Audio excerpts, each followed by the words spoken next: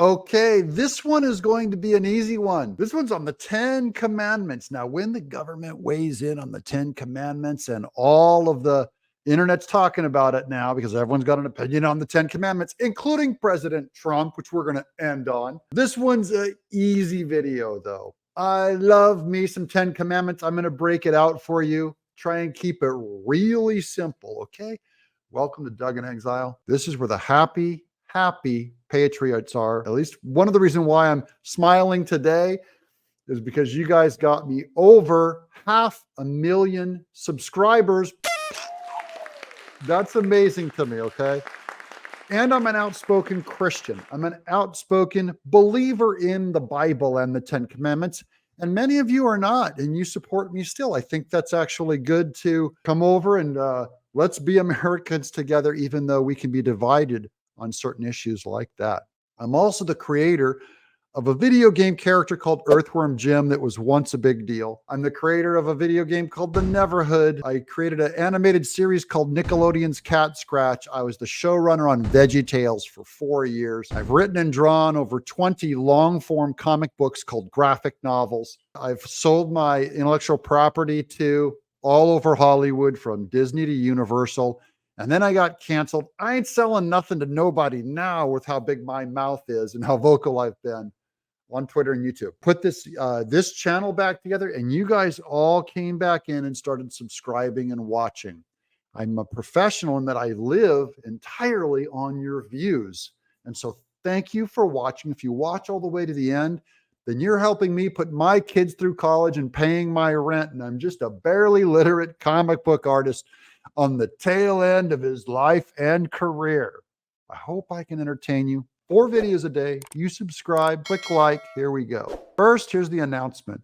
Louisiana becomes first state to require that 10 commandments be displayed in public classrooms. That means for laws now, every public classroom in Louisiana, one of America's most conservative states, and constitutional states because of it, they must show the 10 Commandments. Now, automatically people are going to go, hey, separation of church and state. No, there is not a demand that the state be atheistic, that the state scrub all of our religious institutions from the public state. That is a new way of looking at things, probably developed in, say, the last 25 to 30 years, where they started demanding we remove crosses, say, from military cemeteries because it was a public thing and taxpayer funded. They were going like, you have to remove those scriptures and you have to remove those crosses, or you have to allow on, satanic images of Baphomet and images of Muhammad or whatever.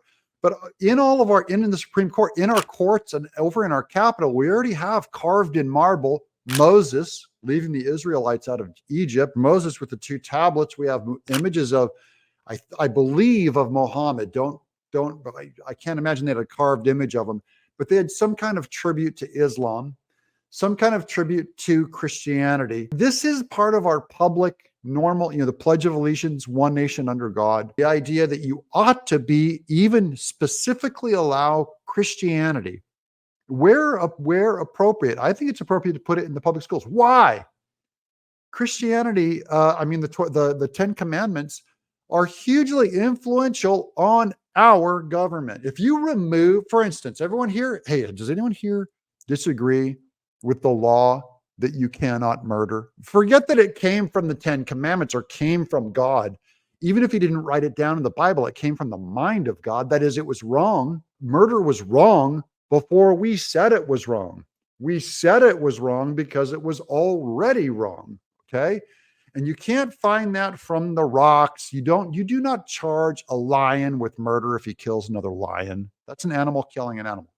Only humans can be guilty of murder. So murder is wrong. It's part of our whole American identity, including grounding that all men are created equal by a creator. A creator makes us unidistant from each other, makes us equal, because we're all equally distanced from God. None of us are godlike. So we're very far away from him, and that starts equalizing everyone. We're equidistant from God. Let's continue with some of the fallout. Here's the liberal Christian David French. Wow, how far this guy has fallen. Adopted a black girl, and he's first to tell everyone about it. And now he is some kind of lisping Christian anti-Trumper, hates Trump's guts, David French, effeminate David French. So he writes, "Thou shalt not post the 10 commandments in the classroom." He gets a lot of attention, but being a never Trumper, the Trump derangement syndrome, made David French completely go nuts. And now he's growing softer and softer on social issues. He's always attacking conservatives and Baptists, conservative Christians and right-wingers, more than he can drum up criticism for the left. Okay. That's David French. So of course he's going to take that position. But I like drawing from a lot of different sources, including David French. I like quoting them all so you can just see there's a broad spectrum of opinion on this subject. Here's the atheist Kurt Vonnegut, the great writer. He said, quote, "For some reason, the most vocal Christians among us never mention the Beatitudes." That's in Matthew 5, which is like, "Blessed are the peacemakers." Like that's a Christian thing. "But often with tears in their eyes, they demand that the 10 commandments be posted in public buildings." And of course, that's Moses, not Jesus, he says. Now, he's kind of wrong on that because both Moses is part of the inspired word of God. We believe, speaking on behalf of God to people. And so is Jesus. Jesus is actually God. So even though they're different, Jesus would 100% support all of the commandments, and even said in his Sermon on the Mount, all the commandments and all the laws can be summed up in 2 commandments. That is, love the Lord your God with all your heart, soul, mind, and spirit, and love your neighbor as yourself. Okay, 2 commandments. If you get those 2 right, everything's good, right? And of course, all of us fail every day at both those commandments, which is why we need forgiveness. That's why I need Jesus to pay for my debt, because there's no way I can love my neighbor as myself every day, nor can I love my Lord my God with all my heart, soul, mind. So where I fail, I need him. But let's keep going on Kurt Vonnegut. I haven't heard one of them demand that the Sermon on the Mount, the Beatitudes, be posted anywhere. Quote, "Blessed are the merciful," unquote. In a courtroom, quote, "Blessed are the peacemakers," unquote. In the Pentagon, give me a break, unquote. Kurt Vonnegut. Now that's an interesting twist. If he was using context right, if he was saying, for instance, that be merciful and blessed are the peacemakers, okay, those do not apply to governments, okay? Those are individual, as far as we know. If you go back and look at the Sermon on the Mount, Jesus didn't go to the Caesar and say, "This is how you will run your country. This must be the law, is be merciful," okay, or be a peacemaker. He's not going to the military and saying, "Be a peacemaker," although I would say you have to do military involvement in order to maintain the peace, or you're going to have someone like Hitler jumping down your throat, tearing your country apart. So the New Testament tends to be, the kingdom is inside the individual. I still believe in an external law, the way they do, but the Old Testament, that law of do not envy, do not murder, do not steal, do not lie, those are great laws. And you can build a society on those laws. It does not save society, but it is a just system of government to do that. So it is appropriate. It may not be appropriate to put Matthew 5 in public, although I think it's just as true. I think a government ought to be putting up the New Testament also. So Kurt Vonnegut, I'm kind of disagreeing with you here. In fact, I'm very much disagreeing with you here. Jesus' words, he's God, totally appropriate to tell individuals that they ought to be peacemakers, and to tell the government, do not murder. And if someone commits murder, then by man's hand, you will end their life. I'm okay with that. Okay, let's get another response over here.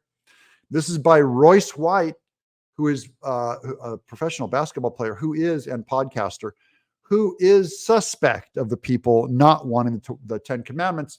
I know why they're really so angry. It's not because the 10 commandments, it's about the invaluable quality of faith. The goal of identity politics is to confuse. Once confused, they can strip your identity completely and give you whatever new identity they want. Jesus is king. So he's saying they don't want those 10 commandments because they have other Marxist commandments that they'd rather be following at the state level. Here's the final quote from Trump. Trump's response, all caps. I love the 10 commandments in public schools, private schools, and many other places for that matter. Read it. How can we as a nation go wrong?